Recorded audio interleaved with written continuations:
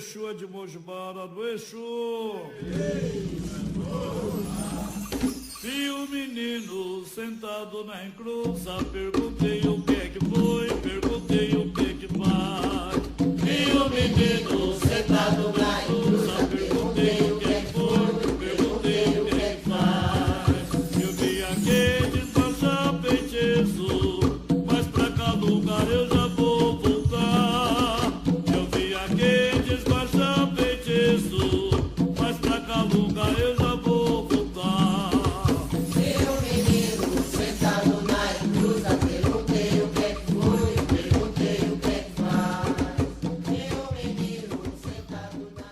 Meu saravá fraterno a todos, mais um encontro do nosso canal, o canal Portal de Aruanda. Para quem está vendo um vídeo meu pela primeira vez, sou Marcelo Gutierrez, sacerdote de Umbanda, dirigente da Choupana do Cacique Pena Dourada.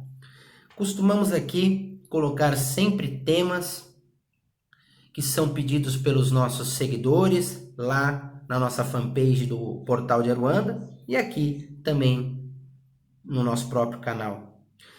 Hoje nós vamos falar sobre um tema que já haviam me pedido e eu aguardei um pouco para falar sobre esse assunto, porque é um assunto que é envolvido por uma gama muito grande de mistérios e que muita gente fala, muita gente traz o seu conhecimento, a sua experiência, mas ele é muito mais rico e abrangente do que se possa imaginar.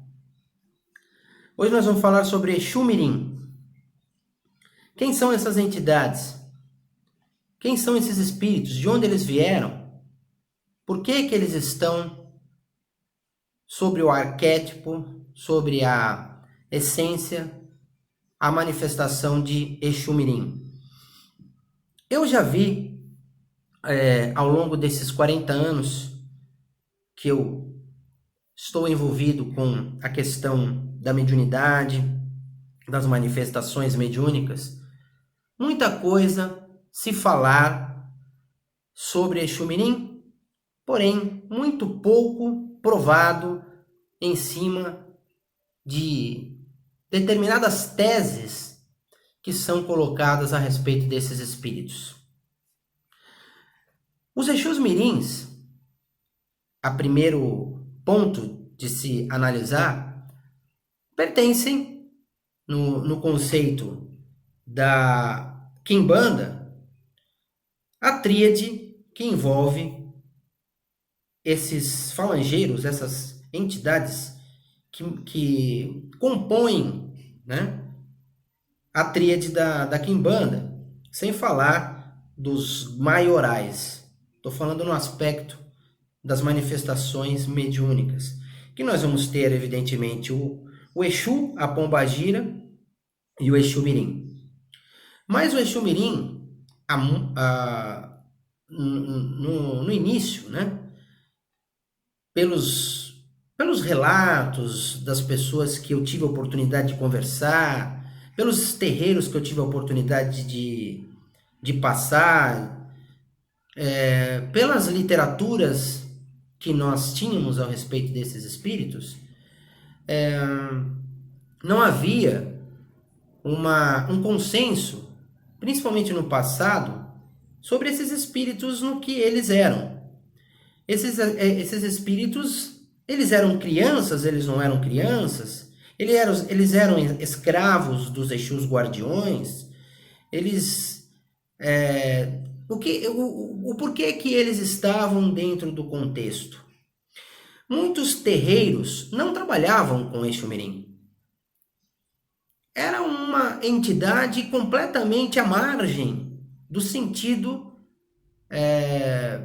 da hierarquia das manifestações dentro dos fundamentos de Exu Mirim.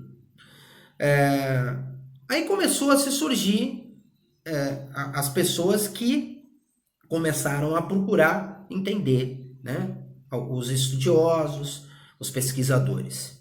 E nós vimos a história de que um Exu-mirim, ele não teria sido uma entidade que tinha a essência da evolução, né?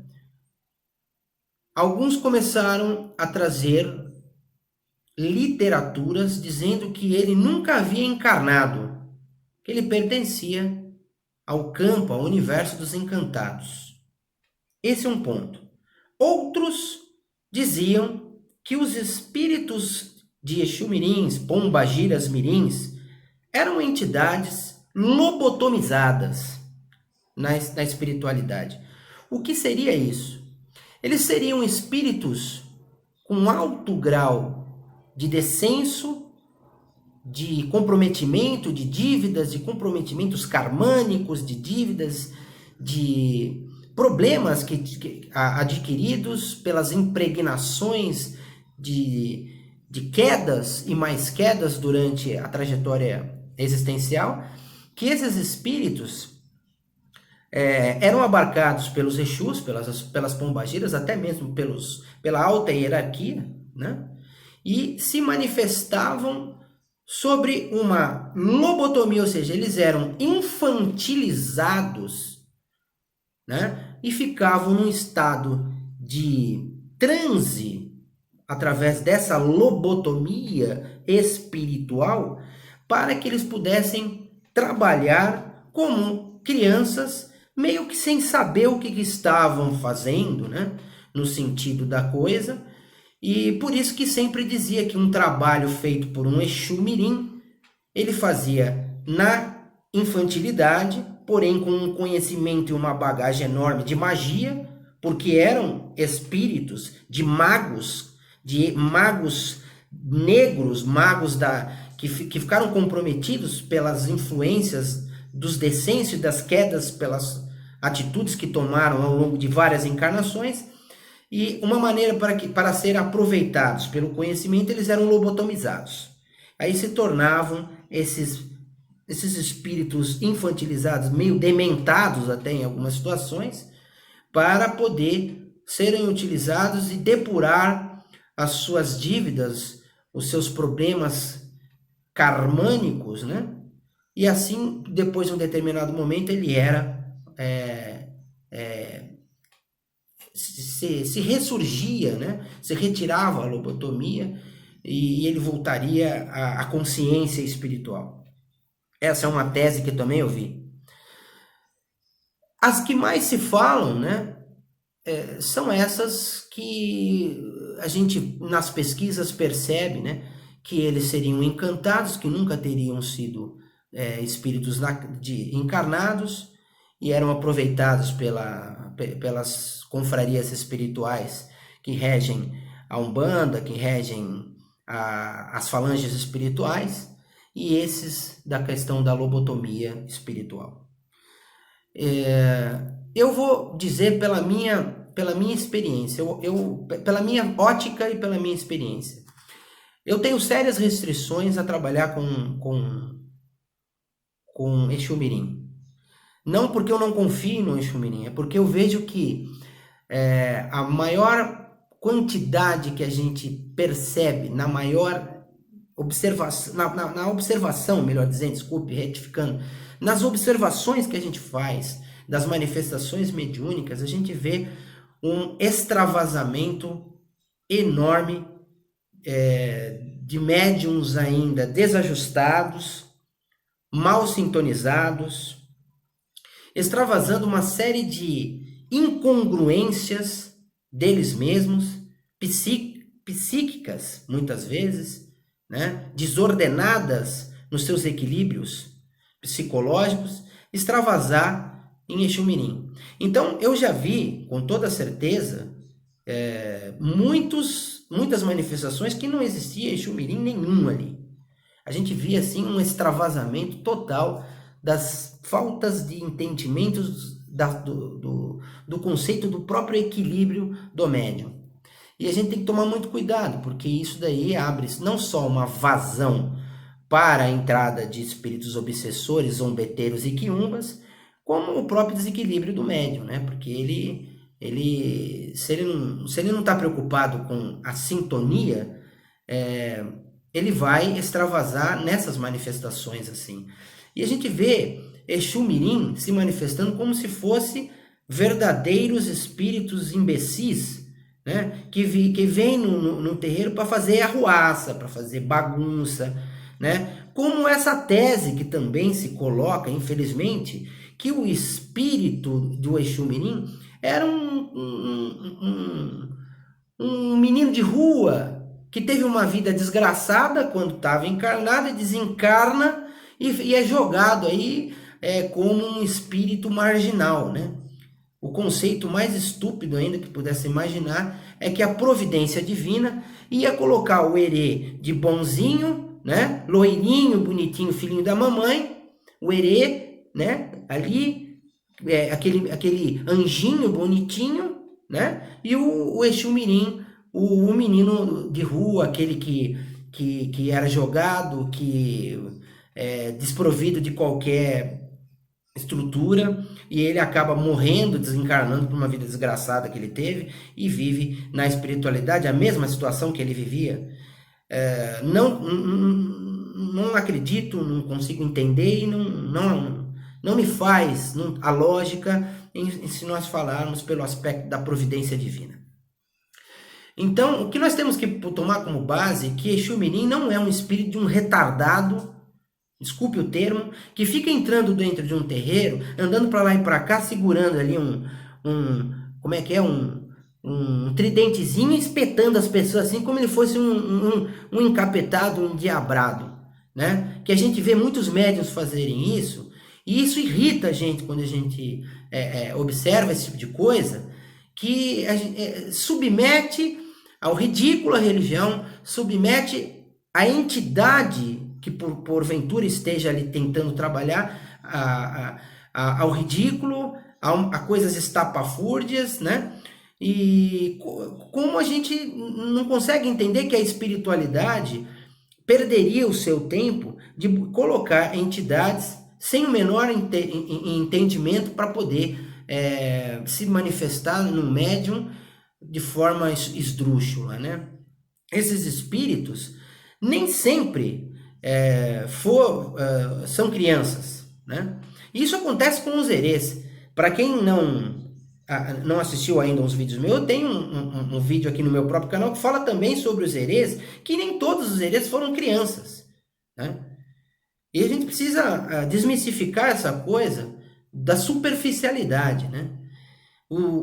Tanto os herês trazem uma bagagem enorme de conhecimentos, né? E tem uma manifestação infantil e pode se manifestar como uma criança, e um vidente vê-lo como uma criança, porque ele, numa determinada encarnação ele desencarna como criança, ele pode se manifestar assim.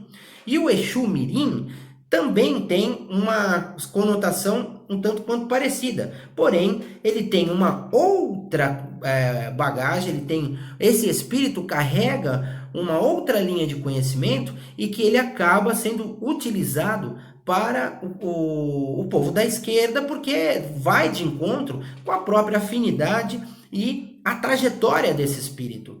Mas muitos deles não são criancinhas ranhentas, né? Como a gente vê.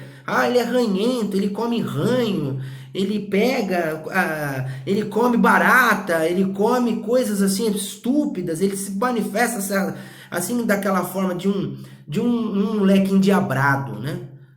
Tanto o Exu Mirim quanto a Pombagira, eles não são esses espíritos.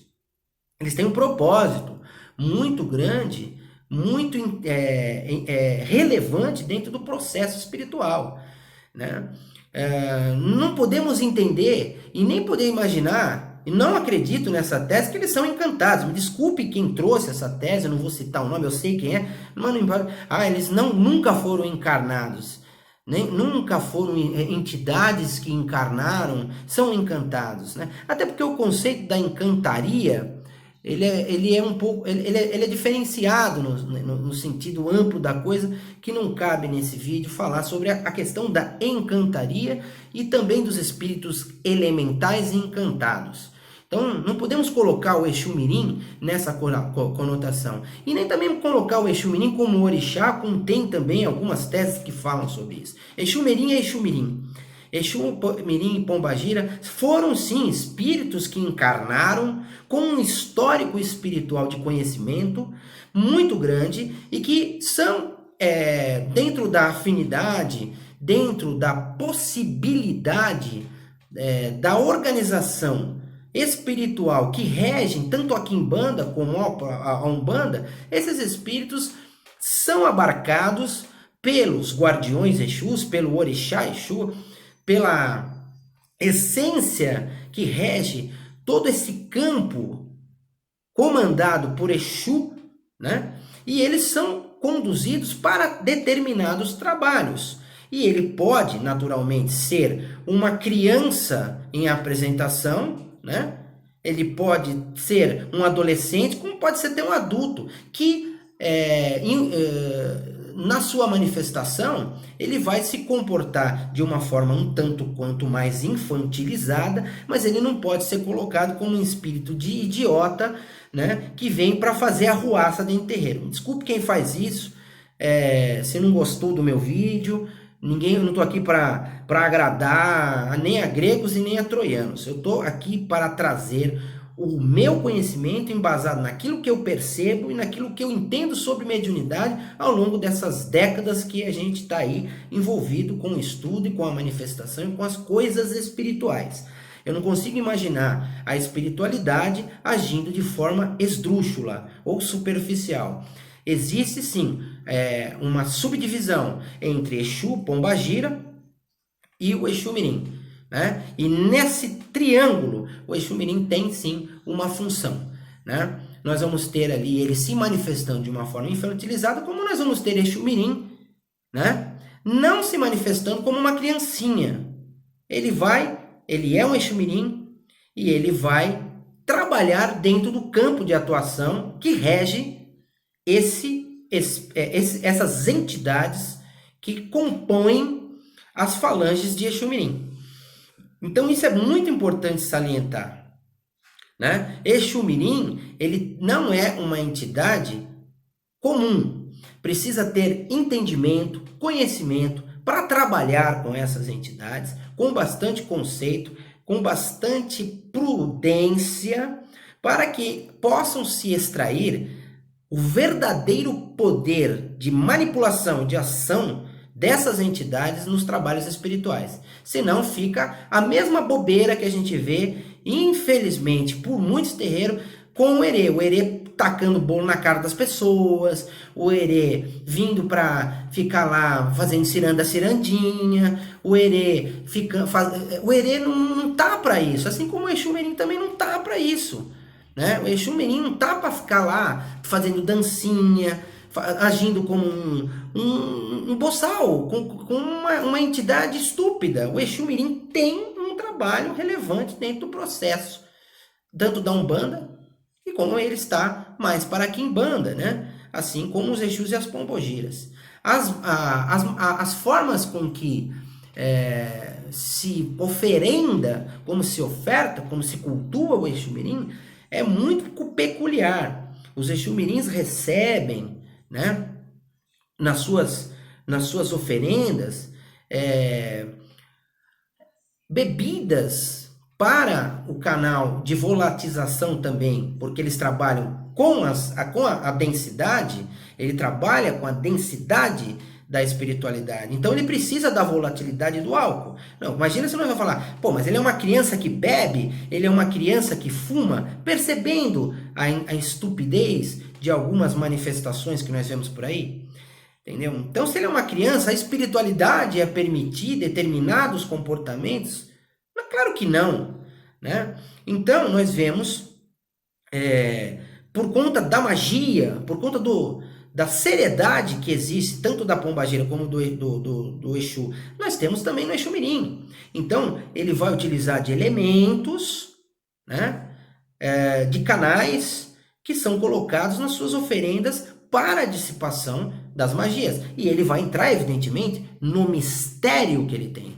Todas as entidades tem os seus mistérios. E se falar de magia, não vai ficar abrindo mistério para qualquer um, né? Senão não tem encantamento, não tem a função da magia. A magia não pode ser aberta, não se faz mago como em prateleira. Mago tem que ter iniciação, tem que ter reconhecimento do astral, tem que ter reconhecimento do universo, tá?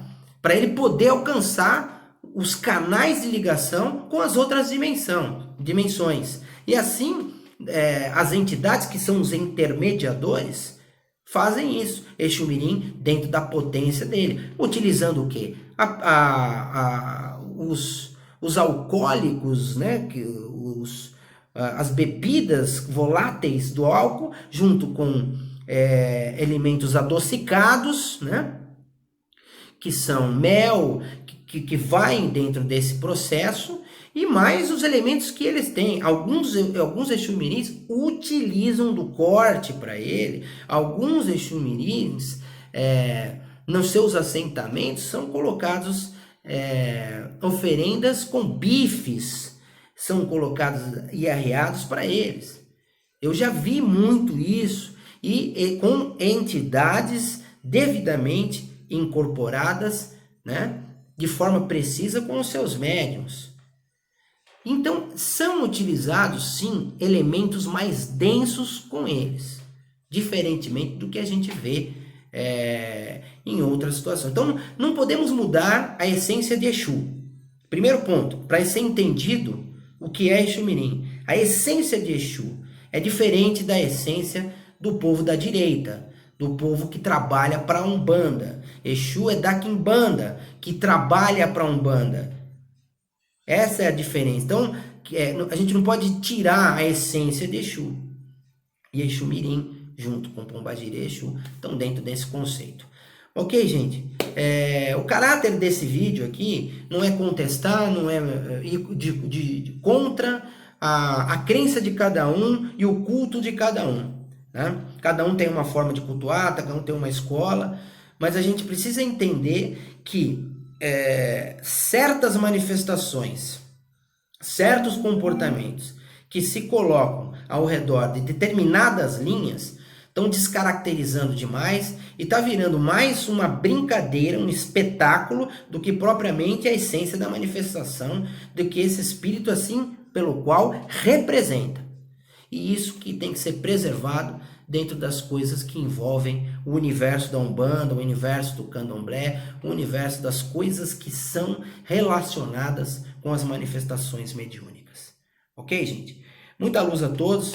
Estou aqui para perguntas, dúvidas, divergências, sempre prevalecendo o bom senso, né? Com troca de conhecimento, para a gente cada vez mais fortalecer a nossa religião. Muita luz a todos, meu saravá fraterno, e até o próximo encontro.